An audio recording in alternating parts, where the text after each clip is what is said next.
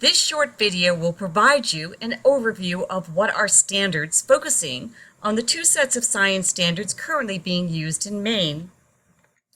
I've identified 3 objectives that you should be able to meet at the end of this video. First, you should be able to articulate what standards are. Second, describe how they are developed. And third, identify how the Maine Science and Technology Standards and the NGSS, that stands for the Next Generation Science Standards, are similar and different. So what are standards?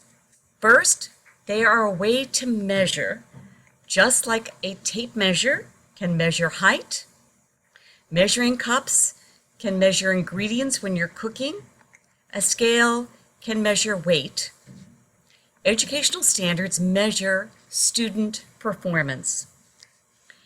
Second, they clarify and provide equality for students. So if you're looking at standards within a state such as Maine, a 3rd grader in Madawaska, Maine, which is way up in the northern tip of Maine, will need to meet the same performance outcomes as a 3rd grader down in Cape Elizabeth or Biddeford or Saco. So it does provide that equality and clarity in terms of what every student should know and be able to do. If you're looking at national standards, that provides equality across the country. So how are they developed? There's a process for state-centric ones and also ones that are national. So let's look at how Maine Science and Technology Standards that were adopted in 1997 were developed. Generally, State Board of Education and the State Department of Education will determine that there is a need, that standards need to be developed or revised. And they will bring together K-12 teachers, K-12 administrators, and some college teacher education faculty. I actually have served on such a committee, and they will meet, review, revise, develop, and then send a draft of standards to the state legislature for approval. With national standards, what has happened is that several national professional organizations have come together to do this task. One of 4 has been the national academies. Now there is the National Academy of Science, National Academy of Engineering, and then of Medicine. And these are very prestigious academies. You're nominated to get into that academy. So it's the very top scientists and doctors and engineers in the country. They contributed to the development of the NGSS standards. The National Science Teachers Association did as well, and this is comprised of educators, pre-K all the way through college, who teach science topics.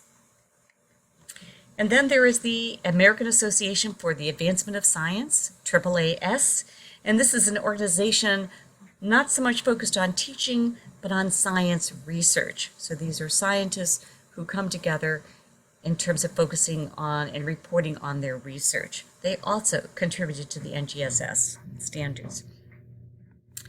Finally, Achieve is a group that was created in 1996. It began with a bipartisan, that means crossed Republican and Democratic lines, governors, a group of governors and business leaders who felt that it was important to have standards that would be national standards. So this is an independent, Achieve is an independent, nonpartisan, nonprofit educational reform organization dedicated to working with states to raise academic standards and graduation requirements. And as you can see, the mantra underneath, the slogan for Next Generation Science Standards is for states, by states. And actually, there are 26 states that participated in the development and field testing of some of the NGSS, and Maine was one of them. So Maine was part of Achieve, and it was felt that we were going to be adopting the NGSS right away when it was released in 2013. And this is what happened.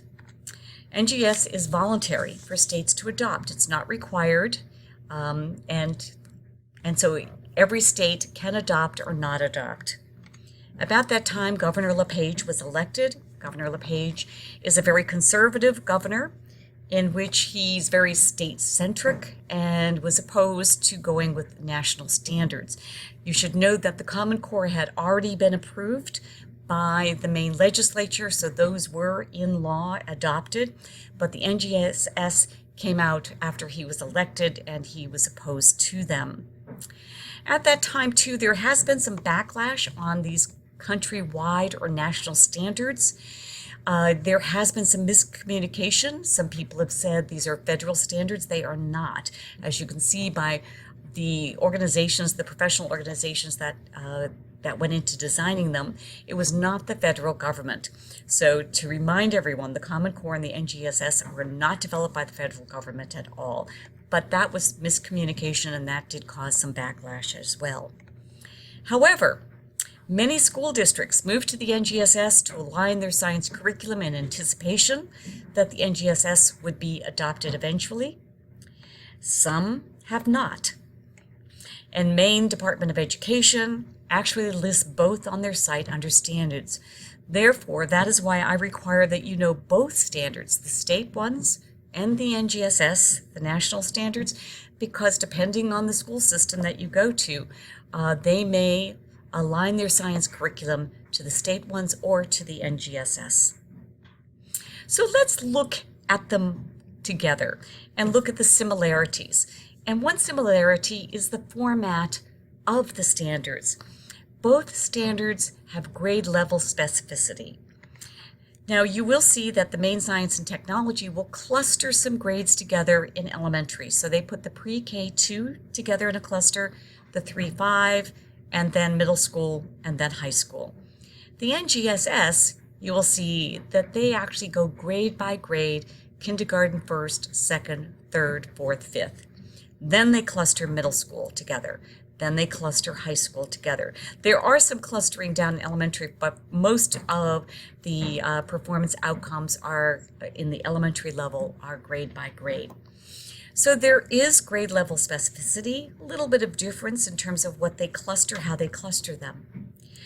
The other similarity is that they all provide performance or outcome expectations. Now, what does that mean?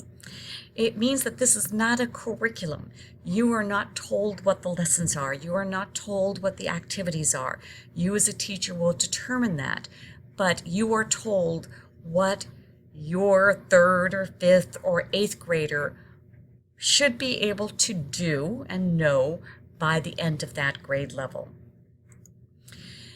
They both use action verbs in their performance or outcome expectations. So it'll say students will explain something. Students will construct.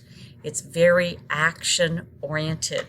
And that reflects how you will assess the students. So if your performance outcome is students will explain something, then they will orally or in writing explain that concept. If the performance outcome talks about the students should construct something, a model of something, then that is how you will assess whether they reach that expectation or not. So think about that. It does provide insight into your objective, but also your assessment. Another similarity are the overall components, and let me point them out. If we look at the unifying themes right here in the Maine state standards, they really relate to the cross-cutting concepts. If you look and read all the NGSS ones, you're going to see that they fall under these four. The NGSS, the national standards, just pull them out a little bit more, but they are similar. The next cluster is the skills and traits, and this talks a lot about inquiry, what the practice of science. This falls and is very similar to the NGS scientific and engineering practices. So the NGSS calls them practices. Underneath the Maine, they talk about inquiry and the skills and traits of inquiry. The last sections or clusters that are similar is that in the Maine state standards, you will have the content ones divided into the physical setting. So you have the universe, earth, matter and energy, force and motion, and then the living environment. These are all the content standards. The content core ideas, NGSS calls them core ideas, they have put them under categories of what are generally seen as the disciplines of science. So you have physical science, life science, earth and space science. This cluster down here, engineering and technology and application of science, is really a new one in that the NGSS standards emphasize engineer application and practices more so than you will see in the state standards. So let's look at differences. How each performance outcome or indicator is written is different. Let's look back at the main state ones, and you will see that that outline, remember there was parts A, themes, B and C that had more skills and traits, and D and E had the content standards. In Maine, each part has separate performance indicators under each. So they have separate indicators for theme, what NGSS calls cross-cutting concepts, etc. What is different with the NGSS standards, and they use this little model of a rope with 3 threads that weave together to make it a very strong rope. They weave all 3 components together. So you will find that here, cross-cutting concepts that relate to Maine's themes, and practices, which relate to Maine's B and C, which were those skills and traits of inquiry, and the core ideas, which is the content, Maine's D and E, are all in each performance indicator. So they're all grouped together and formed into one. That is probably the biggest difference between the two. In my talking with teachers, I try to get them not to feel that the NGS is so different. It really isn't. It just weaves these things together in a much more compact way. So now, quiz yourself. Can you articulate what standards are and the benefit of standards? Describe how they are developed, whether it's state or national. Identify how the Maine science and technology standards and the NGSS are similar and different.